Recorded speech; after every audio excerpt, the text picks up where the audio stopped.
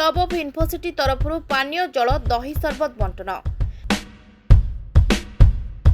राजधानी उपकंठ जनगहलीपूर्ण पटिया अंचल में रोटारी क्लब ऑफ इन्फोसिटी तरफ आरंभ होईछि जनसेवा कार्यक्रम। अनुष्ठान सभापति त्रिलोचन पात्र प्रत्यक्ष तत्वावधान में आरंभ होइतिबा एही जलछत्र को रोटारी जिला 3262 सह प्रांतपाल वृंदावन दलबेहरा आनुष्ठानिक भाव में उद्घाटन करथिले।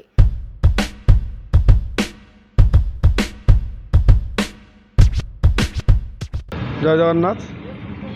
मो ना वृंदावन दलबेहरा मो क्लबर रोटारी क्लब भुवनेश्वर इन्फोसिटी एजी अच्छे। आपण जानिछंती जेते प्रकार दान अच्छी आपण गोदान भूमिदान अन्नदान ठारू आरंभ करी जलदान सबुठारू महत्वपूर्ण। आम रोटारी 3262 प्रतिवर्ष एमती जलछत्रर आयोजन करा जाए। ए वर्षर ये इन्फोसिटर प्रेसिडेंट ये त्रिलोचन पात्र आनुकूल्य ये गोटे बहुत बड़र ये कराई। आम जलदान सहित दहीपणा आ बेलपणा पैडर सुविधा करा जायछि। वृद्ध लोक मानक पैड छता सहित जो बाटर जो मैंने वृद्ध लोक जाउछंती से दिया जाउछि। एटा हमर 14 तारिख पणा संक्रांति आरंभ होगी आसंता वर्ष 14 तारिख पर्यंत चलो। आम रोटारी तरफ सारा भुवनेश्वर में एमती बहुत कार्यक्रम चलती। इन्फोसिटी तरफ ये आरंभ हो बहुत बड़ प्रयास कराई पाखापाखि 700-800 ग्लास बर्तमान सुधा पड़ेगा।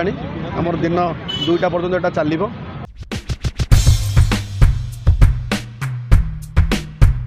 वरिष्ठ रोटारियन शुभ्रांशु त्रिपाठी प्रकाश कर कार्यक्रम संचालन करथिबा समय रोटारियन अक्षय कुमार प्रधान, रविंद्र कुमार सामल, प्रशांत कुमार शतपथी, जगतबंधु दास, विभू प्रसाद महापात्र, प्रशांत कुमार भद्र उपस्थित रहिथिले। सिलु पाढ़ी, सहदेव घोष जलसेवा केन्द्र में उपस्थित रही लोकमानंकु दही सरबत, बेलपणा, पैड प्रभृति बंटन करथिले। राति बढ़ी चलता समय आगामी 5 दिन पानीय जल एवं सरबत बंटन चालू रहिबा बोली अनुष्ठान तरफ सूचना मिली। Bureau report, Rainbow media.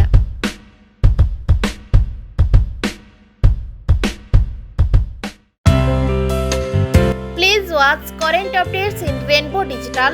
Stay logged in www.rainbowodisha.com. Subscribe our channel in YouTube and press the bell icon.